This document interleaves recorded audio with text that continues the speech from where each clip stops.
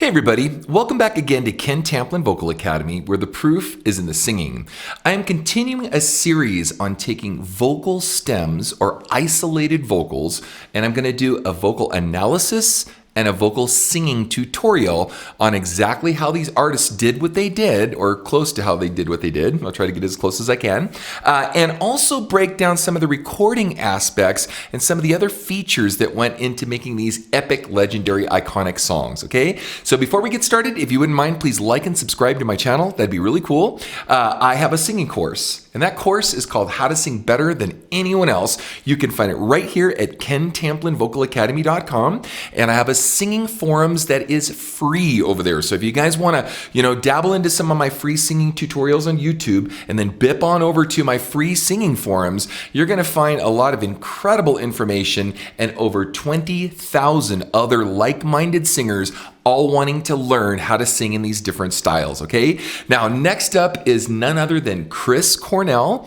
Soundgarden is the band, and I'm going to do Black Hole Sun. Now, I did a version of this, Black Hole Sun. I will put that in the description so you can see how I did, and you can weigh it or you can juxtapose that against Chris's version. Now, I want to talk about Chris a little bit before we get started because I'm going to do a breakdown of how he sings, but Chris is just one amazing character, and God rest his soul. I know there's some really creepy circumstances around his death and around, Lincoln Park and just like there's all kinds of different stuff going on. So I don't want to go into did he really commit suicide, though. If you guys want to discuss that, you certainly can in the comments section, because it is worth noting that him and a few other people, and you guys know who I'm talking about, his death was very suspicious, especially in the wake of unveiling a child trafficking ring and doing a thing on it. And again, I don't want to get too political here, but if you guys want to talk about that, I welcome that, because it's a really creepy circumstance for those of you that don't know how Chris actually died. But I want to talk about Chris sort of being a man born out of time. What do I mean by that? Well, Chris was almost like a 70s 80s guy, more 70s, 80s. Man, I don't mean 80s metal, but I mean like a really great singer-songwriter, Beatles kind of songwriter guys. That's why I said 70s. Led Zeppelin, Beatles, that whole kind of thing. Coverdale, of course. Whitesnake, as far as his tone. But he was in kind of sandwiched in with a lot of the grunge era stuff, and he kind of religiously threw off that yoke and said, hey, don't categorize me or don't lump me in or sum me up lump me in with all the same grunge guys, because that's not what I do, and that's really the truth. Now, some unique things about Chris, as we're going to learn as we go along here, is that within Chris' style, yes, he was known for his range. Yes, he was known for his power. Yes, he was known for his tone and his distortion. Yes, he was known for his endurance and all those, different things, the energy and so forth. But in this song, what's interesting is Chris didn't have to rely on only wowing you with his distortion and with his range. He could wow you with his songwriting, and that is what really separated him from the pack of a lot of the other stuff that happened through the 90s. Now, I think this song was done around 93, 94, 95. I forget. I'd have to look it up. But it was kind of right in the middle of, Kurt Cobain coming in, and you have the whole Nirvana thing, which really crushed 80s metal.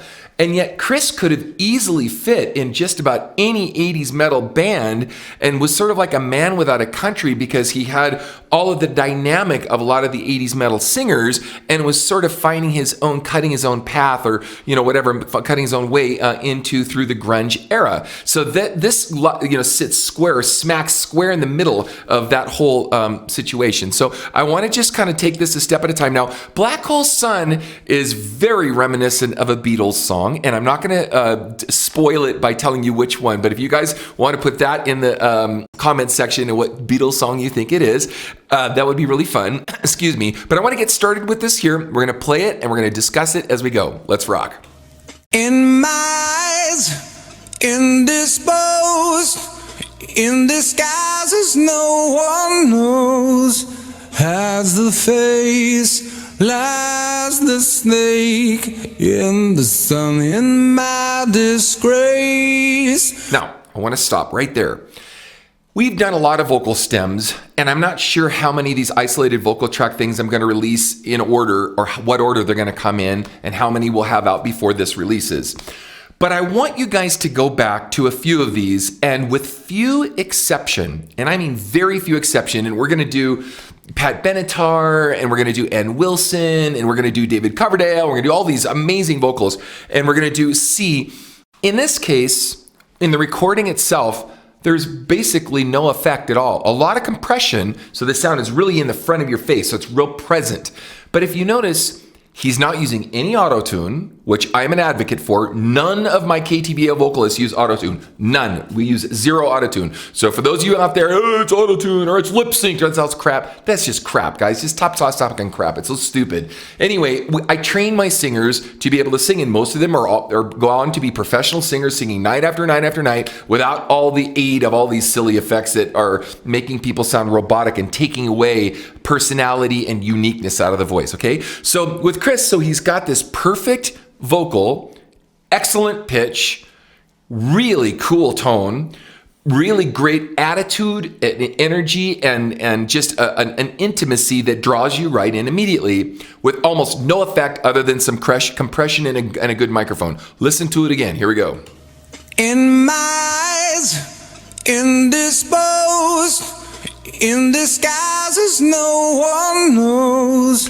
Cool. So let's do this. Now you can hear a little bit of reverb, a room reverb, and that's about it. So, in my eyes, indisposed, right? So I want you to kind of get let's see. In disguises no one knows, hides the face, lies the snake, and the sun in my disgrace, right? So his tone and his pitch are all working together where he's not missing a note. He's not a little sharp here, a little flat there. He's spot on, and he's using a lot of different technique within his singing. So let's do it. Let's listen to it again. But you can hear him have a little bit of grit in the sound. Then he backs off the grit. Then he adds a lighter thing at the very end, where he's not really heavy on the sound. And he's going in and out of a lot of technique vocally. And you may not even notice that. Listen closely again. Here we go. In my eyes, indisposed, in disguises no one knows. So in my eyes, indisposed, right? He backs off. In disguises no one knows, lies the snake and the sun. Whoops. And the dun in my disgrace. Sang the wrong lyrics. Sorry about that. I actually printed them out too, so I wouldn't do that. My bad. But anyway, so let's listen to the next line. Here we go. In my eyes, actually, indisposed, in disguises no one knows. Here we go. Has the face, lies the snake, in the sun in my disgrace. Listen to all that character, man. Dude, we get to listen to some of the greatest epic singers of all time and pick it apart and go, wow, right? Some of them are like, that's pretty good. I was expecting more from the track from what I remembered. In Chris's case, it's exactly the opposite. It's even cooler than I remembered it, right? So, hides the face, lies the snake, and the sun in my disgrace. Right? He's got all this great tone. Listen to this part one more time. Sorry, I can listen to this 100 times. I like it that much. Chris is definitely a big influence for me and an idol, a singing idol for me. Has the face, lies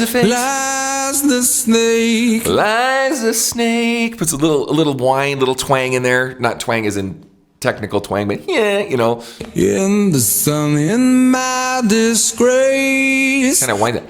In the sun in my disgrace. Next line, here we go. Boiling heat.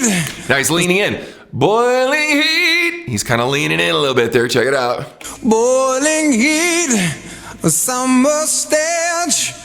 Neath the black, the sky looks dead.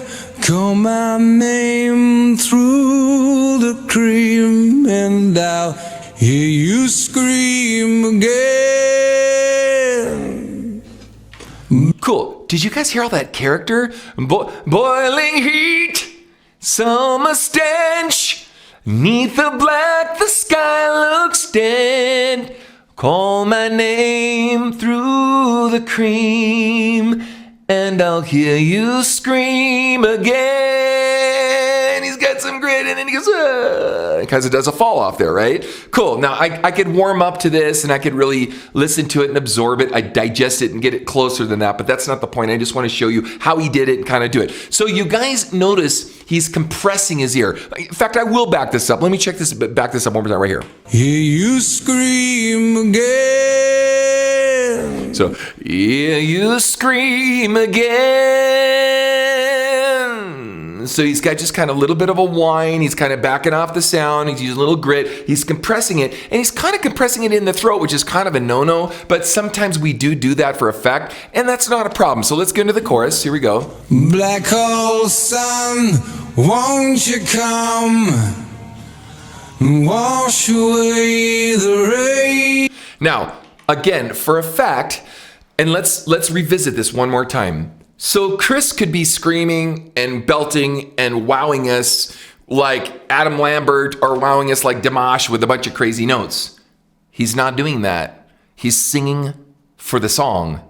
Now there's an effect here that happens, and it's a plug-in way back in the, in the early Black Sabbath days, and in the early, I remember when I first saw, who was it? It was Foghat, and I remember them singing through these crappy columns speakers. I think they were not PV, but it was another brand way back when. And there's, and it was so funny because, slow rain, take it easy, I'm on the moon. And so there was this really distorted kind of singing through an amplifier kind of sound. And that became kind of a thing, right? So, Black Sabbath did that. I forget it. I'm as if enough men can. Now I know. No, excuse me. That's Ozzy though. It was, but I think War Pigs, if I'm not mistaken, or something. Whatever. Oh, it was Iron Man. That's what it was. I remember seeing Black Sabbath way back, and they did the same thing where they sang through these crappy, amplifiers, and it really had this distorted effect. But it also had a really intense effect to it, and they're using that same effect as a plugin, as a Pro Tools plugin that you can hear right now. Check it out. In black hole sun, won't you come? Won't you come? Won't you come? Now, one more thing. A lot of people double and triple track their vocals, okay? Chris does that once in a great while, not very often. When you triple track or double track your vocal, it takes away from all of the good character of the voice, okay? So he's not looking for the same character that he had in the verse, which I think is really interesting. He's looking to make it kind of a drony statement. And that's precisely what it is. I'm back. And if you look at the video, it's just like, black hole sun, won't you come? Like a zombie sort of thing. And that's conveyed in the chorus, and you can hear it with this effect. Now, as we hear this doubler effect that's on it, that's not him singing to the track 1 or 2 or 3 times. That's another plugin, a doubler plugin that you can hear very specifically because it's tracking the vocal too closely compared to if someone just double tracked it and sang it once or multiple times. So mind for that. So this was a very deliberate, whether it was the producer's call or his call or both, that's kind of what happened here. So let's continue. Stuttering. By the way, before I go to stuttering, I want you to hear how big, I'll back up the chorus just a little bit, how big the chorus sounds and fat it sounds, and how small and narrow and pointed and intimate it sounds when it goes back into the verse starting with the word stuttering. Okay, check it out. Won't you come? In fact, let me go farther. Here we go. Won't you come? Won't you come? Won't you come? Stuttering. Now, I have to take my words back. He got it so close in the chorus as a double that I didn't detect that. I haven't heard this yet, so I'm going through this with you fresh, okay? When I hear the very end of the trail off, I guess he did double track the sound and they used a doubler. My bad, I was wrong. I guess I'm entitled to be wrong as I'm listening through some of this stuff. Listen to the end of the trail off and you can hear it is in fact more than one voice because you hear more than one voice timbre trail off. And then I want to revisit what I just said about how big it was in the chorus. Listen to how the multiple voices that came in. So it was sung more than one time. My bad. and a doubler was used, and an effect was used for that kind of distorted amp singing through an amp sound, and then we get back to a real intimate part of stuttering. Here we go, check this out. Won't you come, won't you come?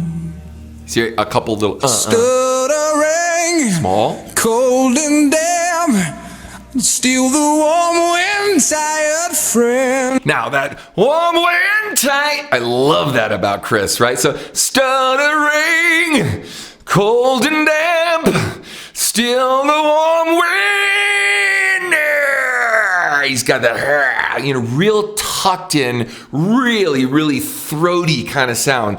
And so he's been able to take that sound and bring it up to a really high register. But that's a very difficult, distorted sound to sing because he's clamping down in there.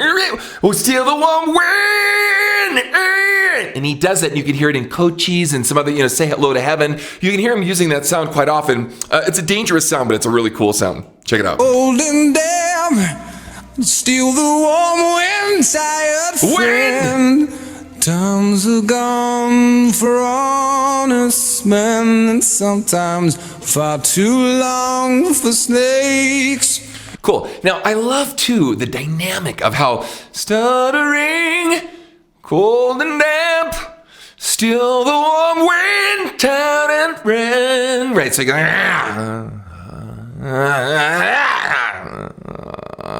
right, he's going in and out of a lot of vocal dynamic and velocity in his singing, and that's another reason why they had to compress the voice so much. Otherwise, there'd be so much dynamic range in the volume of when he's singing light and when he's singing heavy that you wouldn't be able to pick up all that nuance and all those little vocal gesticulations along the way if that compressor. They probably used more than one compressor. They probably used two compressors. So one that kind of captured when he sings heavy to, push that down into the mix so it wasn't too loud, and another one to bring the softer stuff up so it had more of a mean average or a medium average of this. So let's continue. In my shoes, walking sleep, in my youth I pray to keep heaven send. Now, another little small nuance.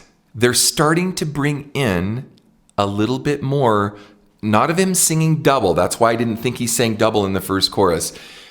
They're bringing in some more of that doubling effect in through this verse, trying to get the sound to be a little bigger as it goes. Now, this happens often in recording where they'll start the vocal pretty dry at the beginning, and then they'll get it more wet and more wet and more wet, and it gets bigger and bigger and wetter and bigger as it goes, because that creates a lot more dynamic and a lot more, wow at the end, right? Big wow at the end. So listen closely. There's a little bit more of the doubler effect in the In My Shoes section. Let me back it up. Check it out. Shoes. Let me back it up farther. Here we go. And sometimes far too long for snakes. Starting to bring it in. In my shoes. Here, come in. Walking sleep.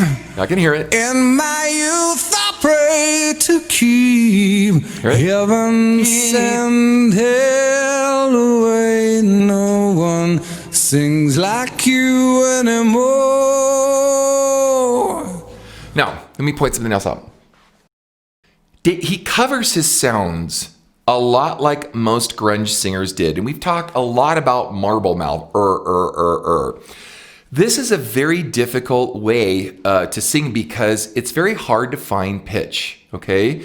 When you darken or cover a sound, it dampens the sound or covers or darkens the sound in such a way it's hard to hear pitch. Okay, so if you notice, like when you listen to a lot of Cobain stuff, or or even Metallica or whomever, it can get pretty pitchy. I know there's a lot of soul, and I know there's a lot of spirit, and I know there's a lot of attitude in it. I get all that, but from just a technical standpoint, Chris doesn't get pitchy on his sound. So it's amazing that he was able to sing with that covered sound. In my shoes, walking sleep, and in my youth I pray to keep heaven sent hell away. No one sings like you anymore. Right, so he's got a really covered sound. Now, if you notice, though, in Cochise or in Say Hello to Heaven or some of the other higher range songs, he opens up that saying, well, I've been distortion. You know, and he's got a and he has to open up that sound and make it brighter to get to those notes because it's too hard to cover that sound and go up and grab it. So we're coming close to hear the end. Black hole sun. By the way, now listen closely for the double coming in even more. Check it out. Sings like you anymore. Black hole sun, won't you come and wash away the rain? Black hole sun, won't you come? Won't you come? So again, very Beas, won't you come? Can you guys tell me where that kind of vibe comes from? Put it in the comment section. Now, one more thing too, I wanted to do because he has another song, Like a Stone, and a couple other pieces where he also does a really great version of Hallelujah, but where he relies on his finesse in his singing. Now, why this is important for you and me is that there's a lot of guys out there go, well, I could never sing like Chris Cornell. Well, you know, maybe there's some things if you don't work hard enough at, you may not be able to get to Cochise or some of the higher range stuff. Maybe. I mean, you probably could if you worked at it like I did. I would have never been able to do that without knowing the technique that I have and be able to build my range like I have. So understand that my range was nowhere near like this. I had to work for every single note. But I bring this up because it's not just the fact that he could sing high that made him cool. Yeah, surely that was cool. And the distortion, that was awesome. And he set records for this where people tried to emulate that, right? But it's also the fact that he was just a stinking great songwriter. And he wrote great songs, great lyrics, and just was a true artist rather than just someone trying to show off his vocal calisthenics, okay? That's what I think of when I think of Chris Cornell. Hope you guys enjoyed this and stick around for my next video.